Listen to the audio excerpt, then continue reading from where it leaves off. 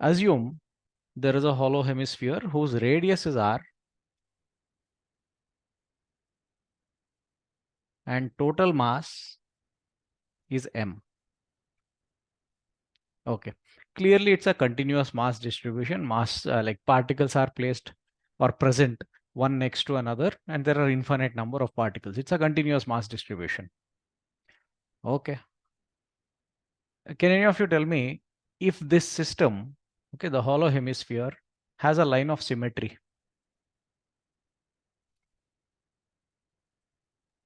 Yes, sir. Okay. Can you describe that line? Vertical line through the center. Through the center of the base. See, the base of the hollow hemisphere is a circle. Sphere's radiuses are, hemisphere's radiuses are, that base circle's radius will also be r itself. Okay. And you imagine a vertical line, like because the base is horizontal, it's a vertical line. Okay. You imagine a line like this. This becomes a line of symmetry for this system. Okay. That line is inside the sphere. It's passing through the center. Okay. Now, while deriving the position of center of mass, what is the use of line of symmetry? Can any of you recollect and tell? What is the use of the line of symmetry in center of mass? Where the center of mass lies in the line of Center of mass lies somewhere on the line of symmetry. Now, this line of symmetry is the y-axis in this example. So again, what we need to find out is the y-coordinate of center of mass. Fine. And for a continuous mass distribution, the formula for y-coordinate of center of mass is integral y dm divided by integral dm. Okay, same thing we are applying over and over in different systems, different cases. Now, if you want to integrate y dm, what you need to do is choose a particular y coordinate, and at that y coordinate, what mass is there, you have to find out. You have to derive an expression for it and then substitute it there and integrate. Okay. Let's consider a particular y coordinate. Now, fine, in this diagram itself, I'll copy this picture itself. Let's take a particular y coordinate, maybe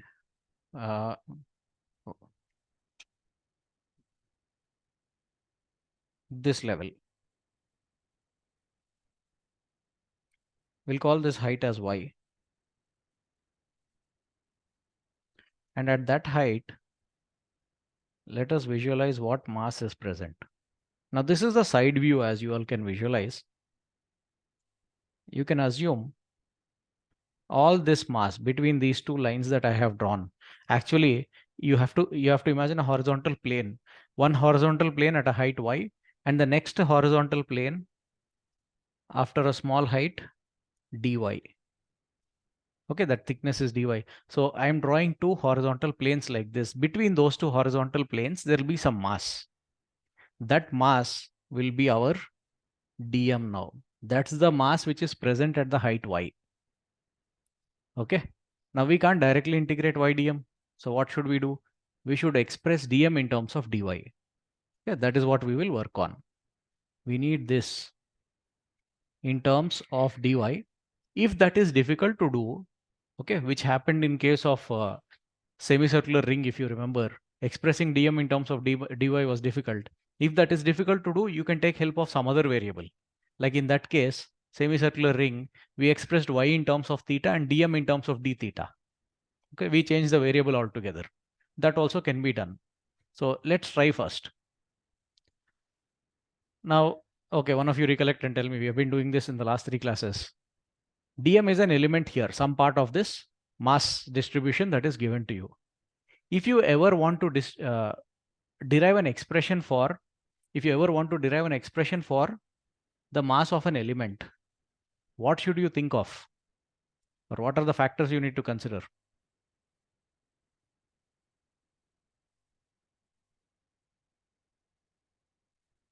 We need to derive an expression for the mass of an element. So what should we first think of?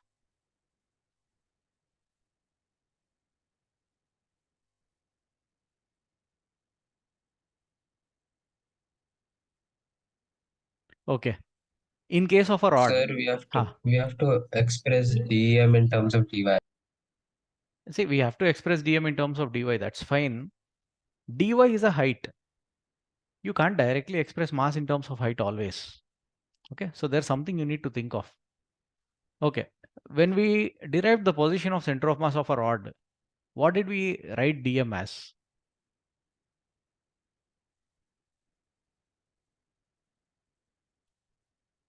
When deriving the position of center of mass of a rod, we write dm as lambda into dx or lambda into dl. Okay, why? Because rod is a linear mass distribution. Fine. So my question was, what do we have to think of when we try to express the mass of an element? When we try to express the mass of an element, you have to think of the kind of mass distribution first. Vanilla, tell me, what are the different types of mass distribution? The linear, aerial. I took a particular name. Okay, fine. Good, good. That is correct only. There are three kinds of mass distribution: linear, aerial, and volumetric. Okay. If mass is spread like a wire, it could be a straight wire or a bent wire.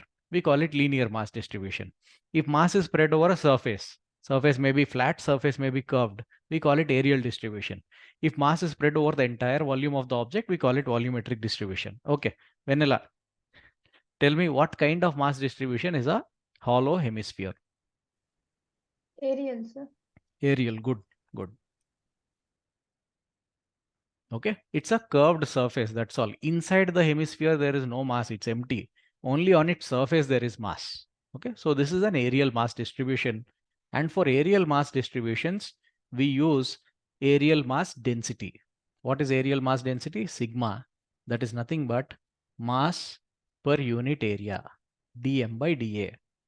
Therefore we can write dm, mass of an element, as the aerial mass density multiplied with the area of that particular element.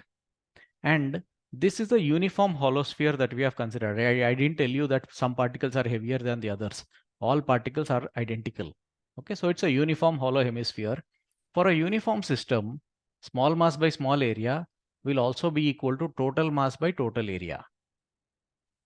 Okay, and we know the total area. Can any of you tell me the expression for area of a hemisphere, surface area?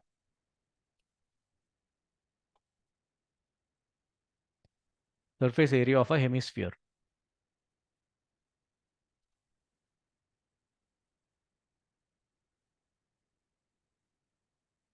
Aishwarya, any idea? Sir, pi r plus 2r. Huh? Pi r plus 2r. No, where did that come from? Pi r, 2r are not even areas. They are just distances. Okay. Sorry, Anyone sir, else? pi r square by 2. No, no, no. Pi r square is the area of a circle. Pi r square by 2 is the area of a semicircle. This is not a semicircle. It's a bowl, dome. 2 pi r square, sir. Huh. For a full sphere, it is 4 pi r square. For a hemisphere, it will be 2 pi r square. So the surface mass density or the aerial mass density of this system is total mass divided by the area over which that mass is spread, 2 pi r square. So sigma is kind of known to us. Okay, we know the mass density of this system. Fine. Once you know that, you can try to express the mass of an element now, dm. Okay, let's see how to do that. If you know the area occupied by this element, you can tell or you can write an expression for the mass of that element. Okay. Now what we have done, the element that we have taken is basically this region, which is at a level, which is at a height y from the base. Can any of you tell me what is the shape of that shaded area? Like this is the side view. What you're looking at on the screen is the side view. What is the actual shape of that area?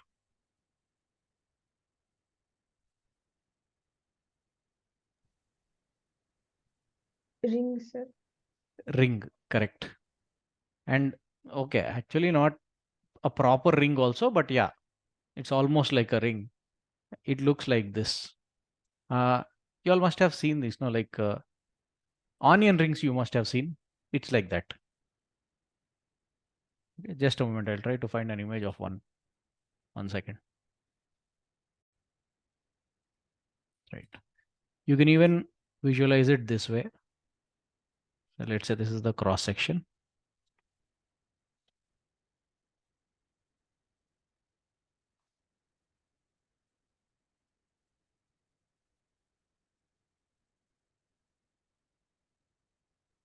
Fine. Okay. Like we need this to derive the position of center of mass.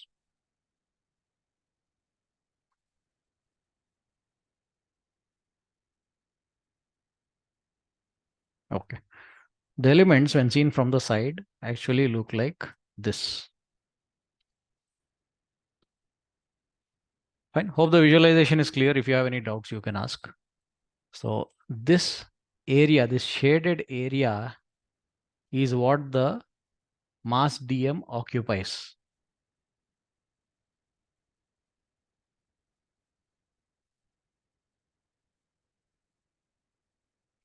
Okay. We now need to derive an expression for that area. Okay, which seems quite complicated. It's not a regular shape, okay? But we need an expression for that area, and that too, we need an expression for that area in terms of the height dy, because we need dm in terms of dy. Doing that will be difficult. See, it's a very thin ring, of course. Okay, dy is a very small change in y, right? So that height is not really appreciable. It's very small. So what we can do is, if you want to express this area, one thing you can do, like look at the original hemisphere diagram, you can assume the radius of that ring element to be x. Okay, so in this diagram also I will show you. If you consider this as the line of symmetry, you can assume this radius to be x. But still, that slant area cannot be expressed directly in terms of x. dy is the height of that element. Okay, so when you look from the side, no, it actually looks like this. When you properly look from the side, not even at an angle, this is what the element appears like. Okay, see, this visualization is important. There is a reason why I'm spending so much time on this. This vertical height is dy. Okay, but if you want area, it's the slant area that we are looking for, because mass is spread over that slant area. This slant length is not the same as dy. Definitely it is longer than dy. Let's call it dl.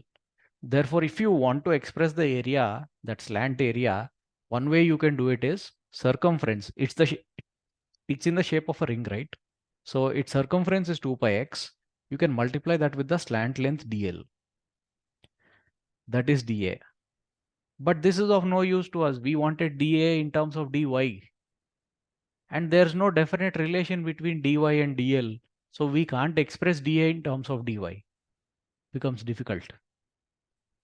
Do you all understand this? Why it is difficult to express dA in terms of dy? Rishi, is it clear? Yes, sir. Okay.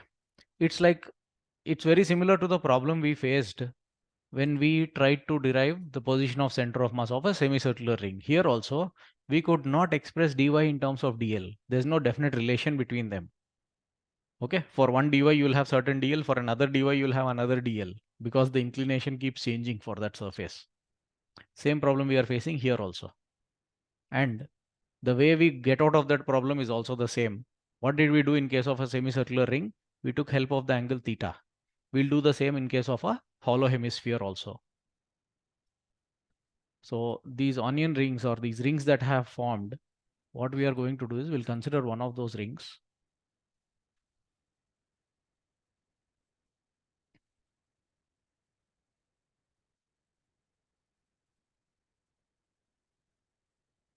Let this be the height y.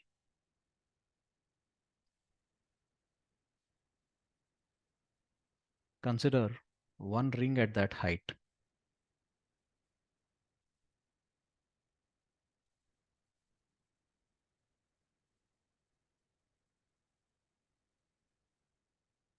It's like this. Okay. Backside also it will be. It's a complete ring like this.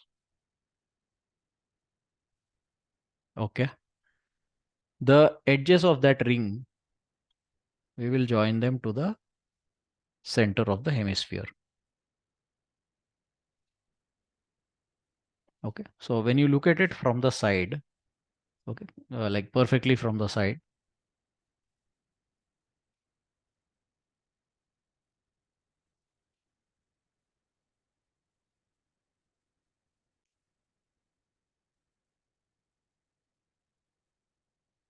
it looks like this. This height is y, and we are joining the edges of that element to the center. So what we are now going to do is we'll call the angle made by this line with the base as theta. If that angle is theta, then the small change in angle will be d theta. Okay. And the slant length that we have taken, you can visualize as it is. This will be dl. And the distance from center to that dl element, or where I have written dl, is the radius of the hemisphere. Okay. So in that right side diagram also, this is dl. This distance is the radius. This angle is theta. This angle is d theta. Fine. Can one of you tell me now how much is y in terms of r and theta? Vanilla, don't answer. Someone else tell me how much is y in terms of r and d theta?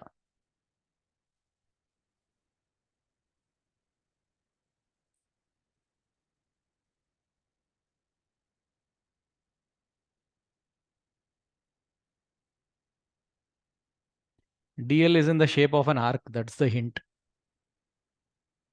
What is the formula for arc length in terms of the angle it subtends at the center? Okay, Vanilla, you only tell if you know the answer.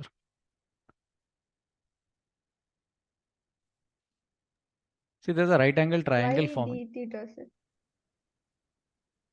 Okay, wait. I mixed up the question, I think. First, I asked what is y in terms of r and theta. Then I started talking about arc length. Okay, I think I confused some of you. I want an expression for y in terms of r and theta. Okay, any one of you can answer.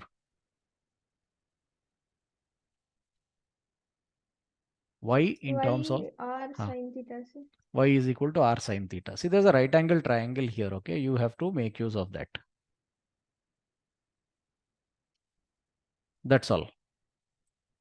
So with the horizontal, if the angle is theta, then with the vertical, it will be 90 minus theta. So y is nothing but the y component of the radius.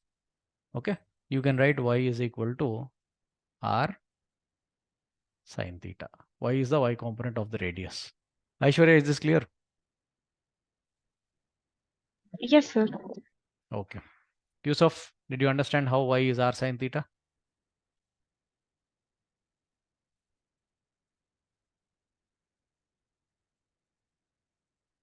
No response. You can type if you are able to unmute or unable to unmute. Okay, good. So we got y in terms of theta. That's fine. The next thing we need is dl. dl is the length of the arc. Okay, the small arc.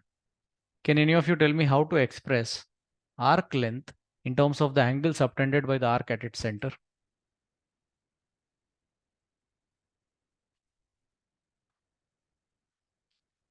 What is the relation between dl and d theta?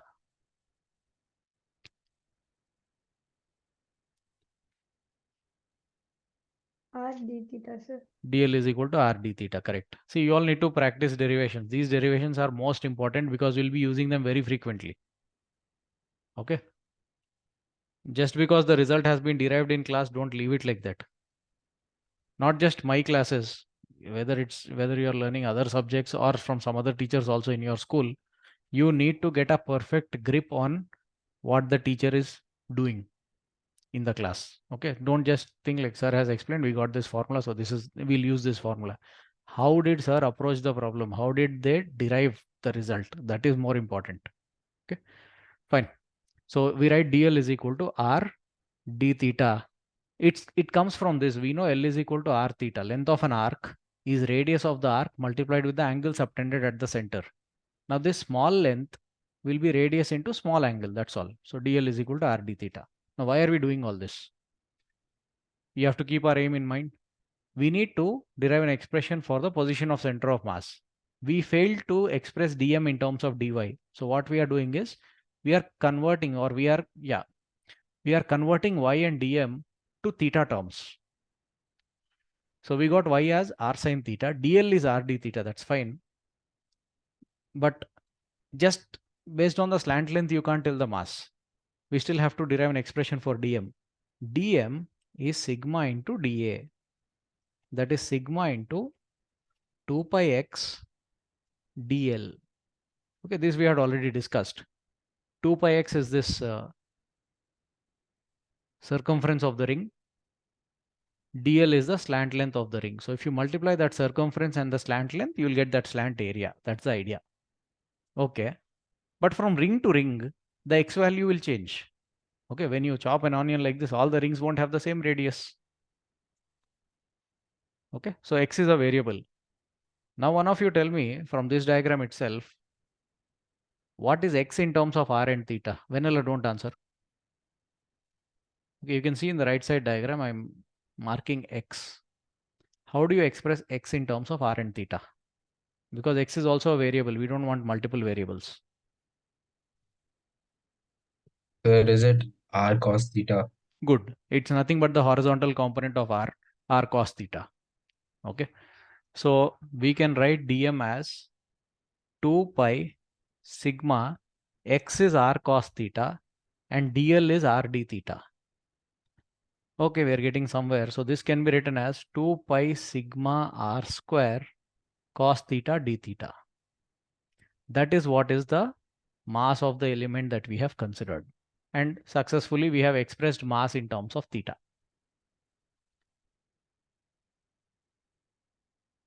Okay. Let's now derive the y coordinate of center of mass of this hollow hemisphere. What we had to do is integral y dm divided by integral dm becomes integral y is r sine theta, and we got dm as 2 pi sigma r square cos theta d theta. So integral y dm, numerator part is done. Denominator, integral dm is nothing but the total mass. You can write it directly also. It's a uniform mass distribution. Integral dm is total mass. Okay, even for non-uniform, integral dm is nothing but the total mass. If you know that, you can write it as it is. Okay. Put the constants aside. What are the constants? R is there. Pi, sigma, another r square. 2 is also a constant. But we'll keep 2 inside. You'll understand why. So if you put these other constants outside, sigma pi, r into r square is r cube. You'll be left with integral 2 sine theta cos theta d theta divided by total mass m. Okay. Can any of you tell me what is 2 sine theta cos theta? So sine to Sine of 2 theta. That is why I asked you to keep the 2 inside. Otherwise, integrating sine theta into cos theta, we don't know how to do. Okay. So this becomes sine of 2 theta. Okay.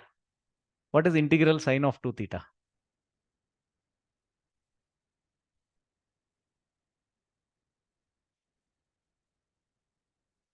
Okay.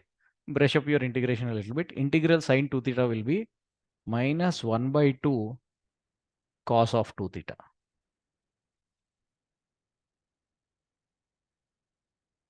You have to use integration by substitution. You'll have to treat 2 theta as x and solve from there. Okay. Minus 1 by 2 cos theta, 2 theta. Now we need to substitute limits carefully.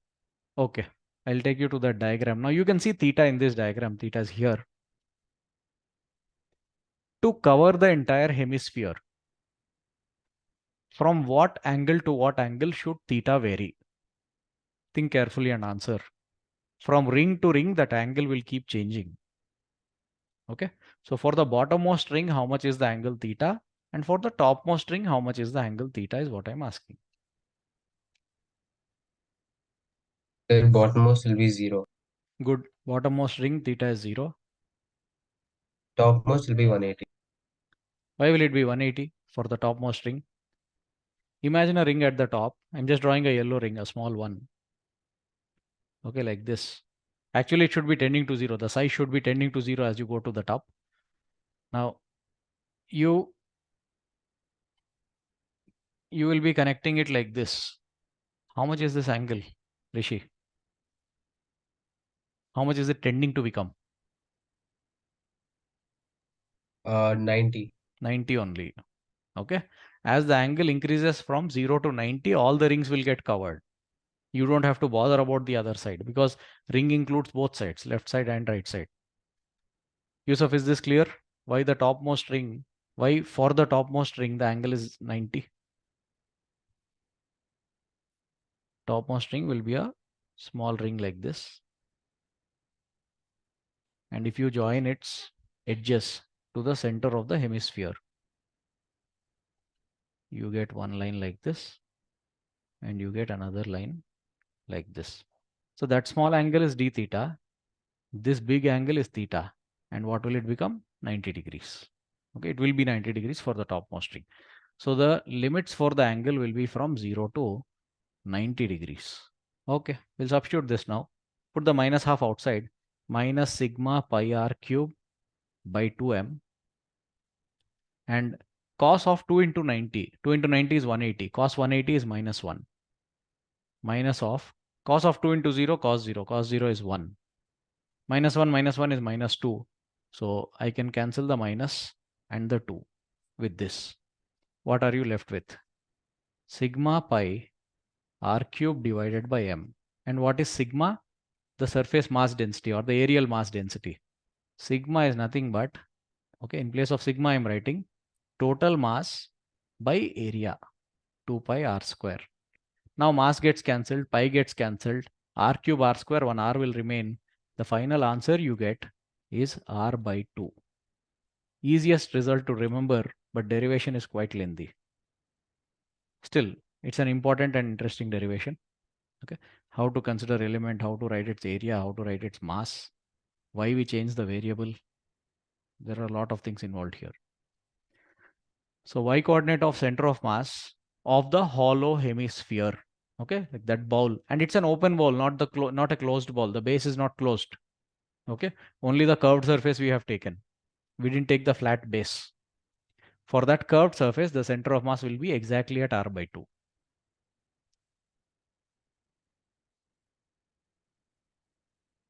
Okay, r by 2 means exactly half the height. This is the position of center of mass of a hollow hemisphere.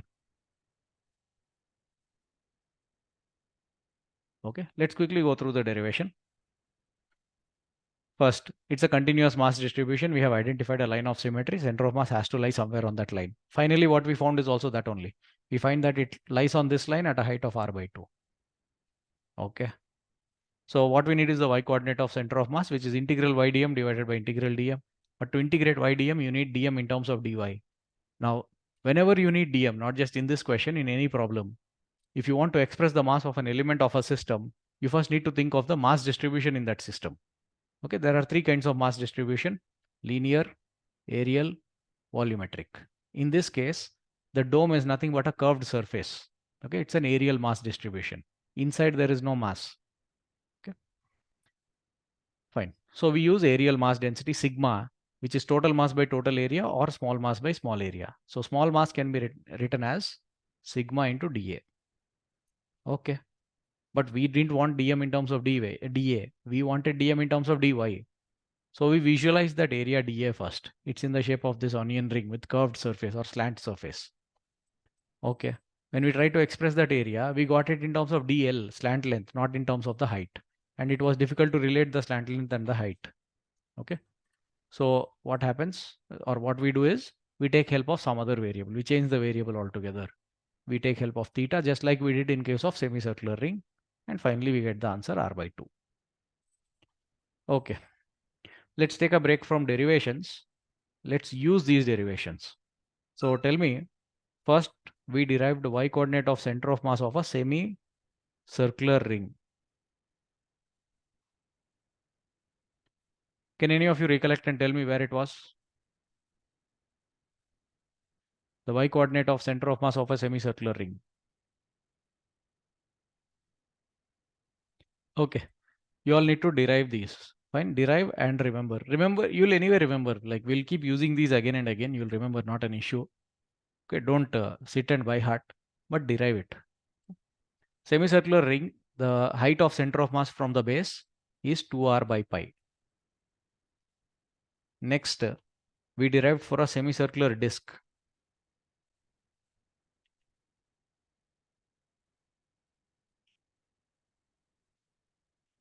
It was at a height of 4r by 3 pi. And today we derived the position of center of mass, or the height of center of mass of a hollow hemisphere.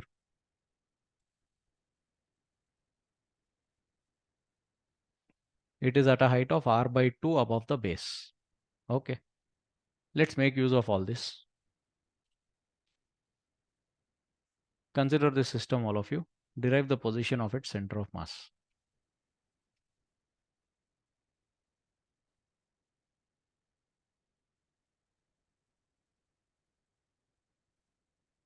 It's a semicircle itself, but a closed semicircle. Let me adjust.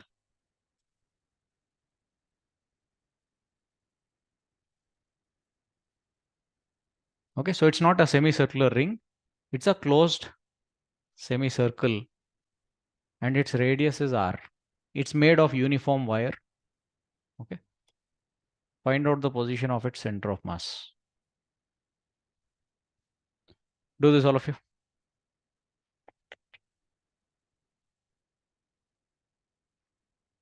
Let me adjust this line.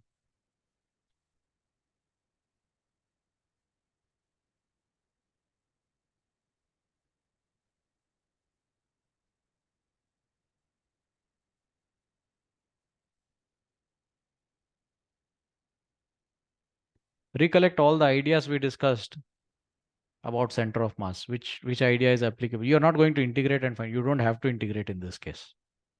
Okay. So derive the position of center of mass. Sir, is it hollow or like? It's a semicircle. It's just a wire bent into a D shape. Okay. Inside is empty only. It's just a D shape. Nothing inside.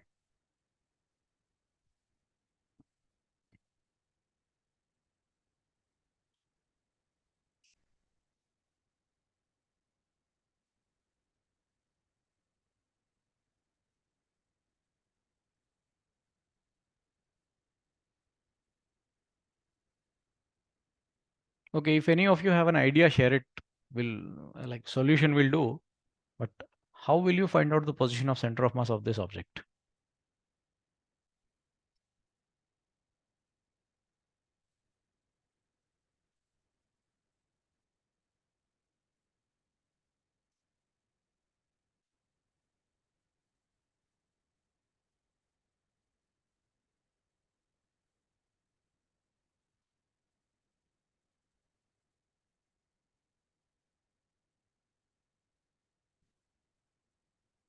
Okay.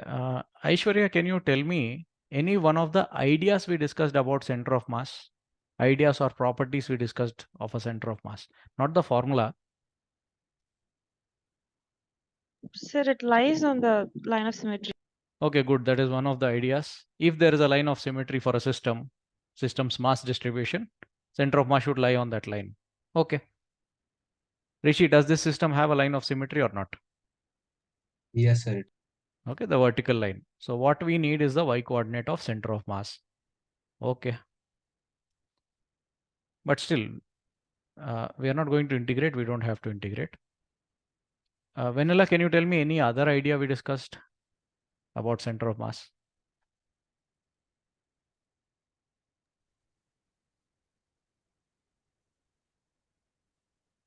So first we can find out the center of mass of the semicircular ring and Okay, so center you are of using the mass of idea of combination of systems. Good, good.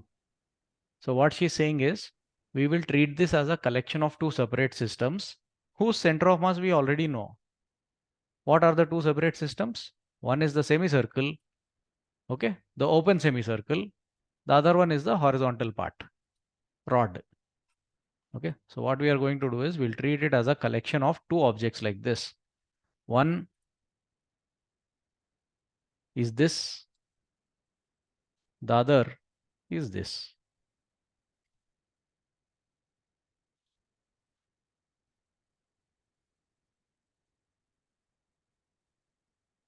Okay, just for our visualization, I have shown them in two different colors. All the particles are identical. Okay, good. We have to use this idea. And why did we split it into two systems like this? Because we know these systems centers of mass.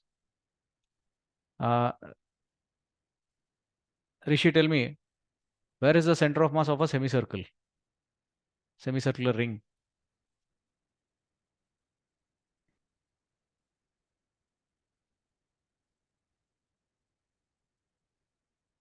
Where is the center of mass of a semicircular ring? So 2r by pi. 2r by pi, correct, from its base. Fine. And where is the center of mass of a rod? Uniform rod?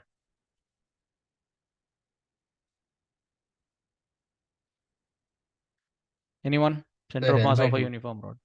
Half of its length, midpoint of the rod. Okay, good. So you can now treat it like this.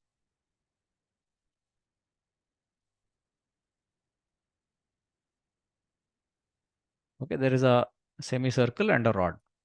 I hope the idea is clear now.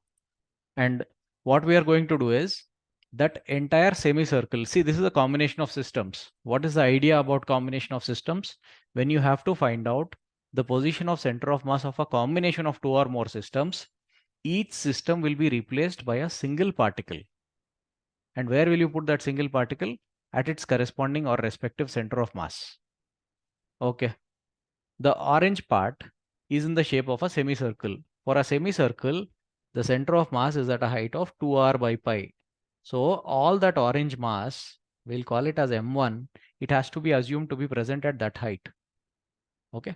So its y coordinate y1 will be 2r by pi. Next, the yellow mass is in the shape of a rod, uniform rod. For a uniform rod, the midpoint itself is the center of mass. So all the rod's mass you can assume is here, and you can take this as the x-axis if you want, such that the y coordinate of that center of mass becomes 0. It makes calculation easy for us. Okay. So one is at a y coordinate of 2r by pi. The other is at a y coordinate of 0. The vertical line being the y-axis. Okay. So we need the position of center of mass of this two particle system now. One is m1 at that y coordinate. The other is m2 at this y coordinate. Okay. For a two particle system, how do you derive the position of center of mass? It is m1 y1 plus m2 y2 divided by m1 plus m2. Now we know their y coordinates. What we now need are the masses. Can any of you tell me how to assign masses to the orange part and the yellow part? And we don't need exact mass, we need the mass ratio. This point also we had discussed before itself. How to get the ratio of mass of the orange part and the yellow part?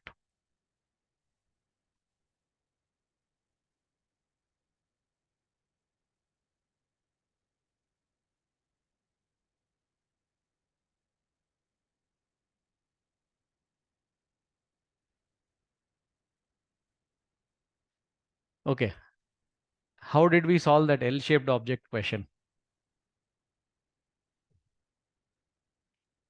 Took them as two different rods. Sir. We considered them as two different rods. How did we assign masses to those rods?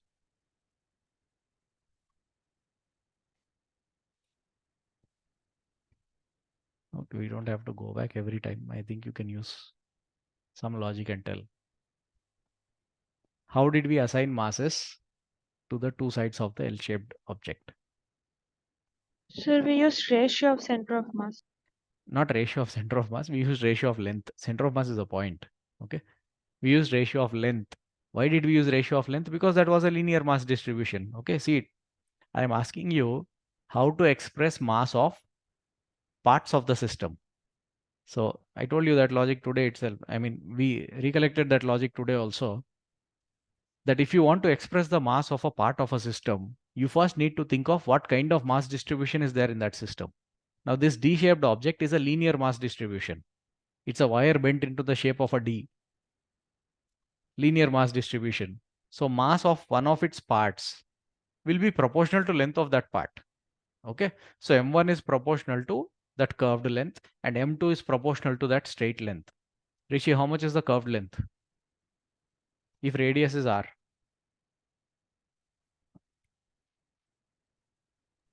Pi r, sir. Pi R, semicircle. So M1, you can take it as K times of pi R, where K is some proportionality constant. We don't have to know that.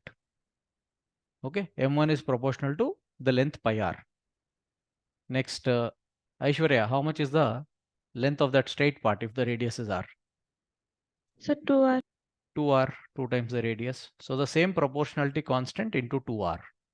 That's all. Substitute those masses, you'll get the position of center of mass. So M1 becomes K pi R.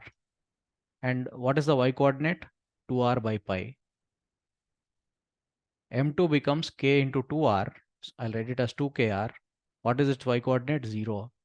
Divided by M1 plus M2. K pi R plus K into 2R, 2KR. That's what I said. It's only the ratio that matters. Exact masses don't matter. K will get cancelled. Okay. And you'll get the y coordinate of center of mass done. So hope you got the idea. We derived position of center of mass of quite a few systems by now. The given object here is a collection of some of those systems. So you were expected to apply the idea of center of mass of a collection of systems. Okay, try this problem, all of you. Derive the position of center of mass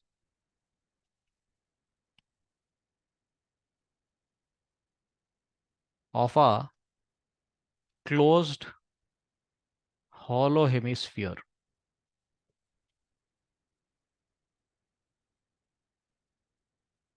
Okay, it's like a bowl with a lid. You have to find out where its center of mass lies. And the bowl and lid are made of the same material. So it's a uniform closed hollow hemisphere. Find out the position of its center of mass.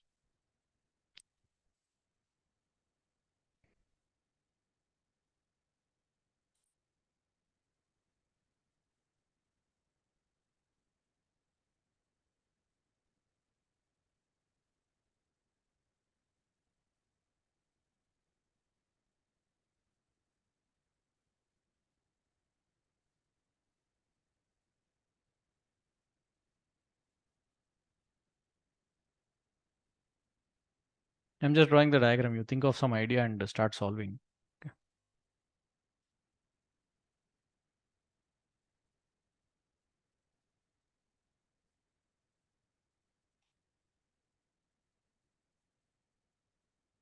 So it's a hollow hemisphere where the base is also covered, closed.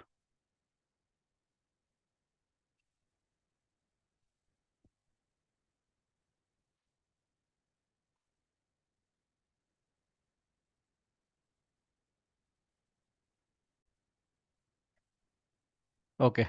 Tell me your ideas. Aishwarya, how are you trying to solve this?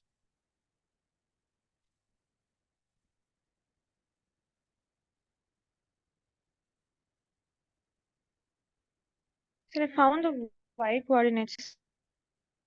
Like, what is the idea? What idea about center of mass are you using to solve this?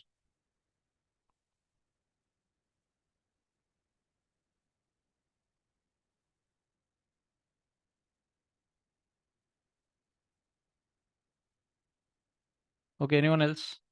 How are you trying to solve?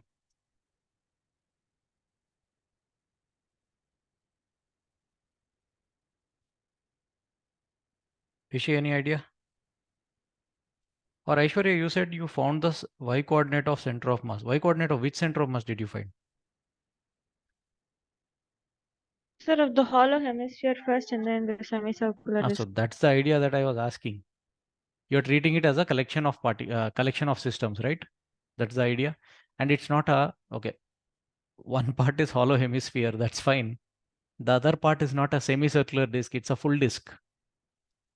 The base of a hollow hemisphere, no, it will be a full disk. So yeah, the idea is to treat it as a collection of systems. I'll show you the systems.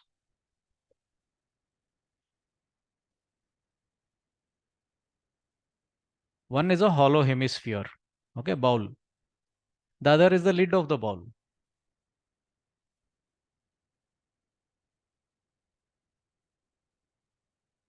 It's like this. Yusuf, is this clear? The idea?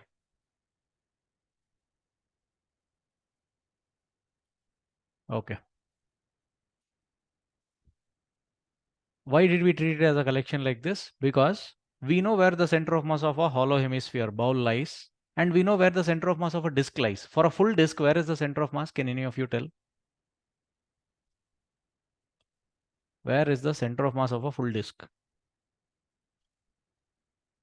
Rishi.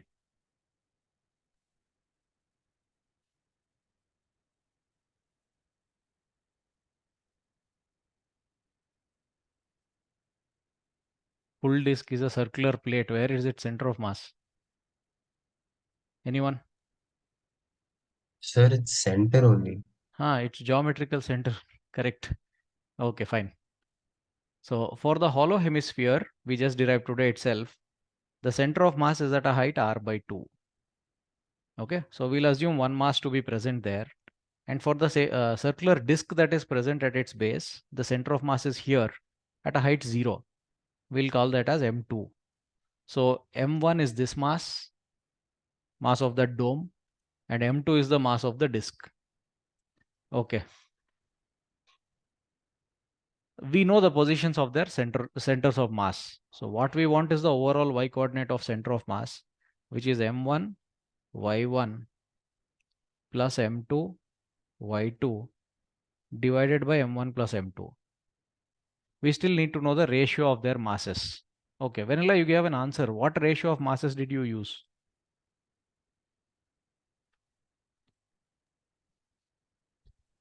Their areas, sir. Why? Why will mass be proportional to radius? Radius is same. Area, sir. Area, you said. Okay, good, good, good. Whenever you need mass of a part of a system, you need to think of the kind of mass distribution. And a closed bowl is an areal mass distribution because mass is there only on the surface. Inside, there's no mass. So mass is proportional to area. Okay. What is the area of the hollow hemisphere? 2 pi r square. And what is the area of the disk? Pi r square. It's a full disk. Okay, so full circle. So areas are in the ratio 2:1. Masses also will be in the ratio 2:1. So you can take m1 as some 2m. Its y coordinate is r by 2. Okay, it becomes r by 3 only. Fine, fine. I did some wrong calculation maybe. Second part is 0 divided by m1 plus m2. 2m plus m. Okay. The 2 will get cancelled. You will be left with r by 3. Good, good. So again, the idea is to treat it as a collection of systems. Find out where the center of mass of each individual system is. Find out the ratio of masses of individual systems. And then substitute in the formula for y coordinate of center of mass. Good. Okay. Is the solution clear to all of you? Any doubts in this?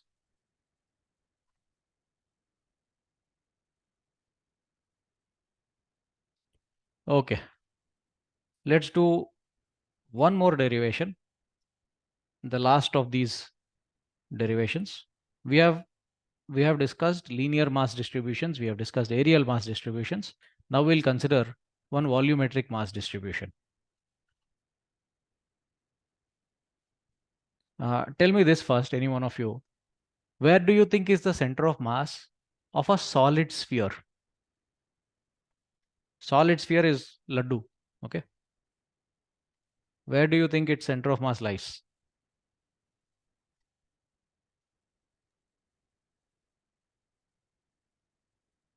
At the center, sir. Geometrical center of the sphere. Okay.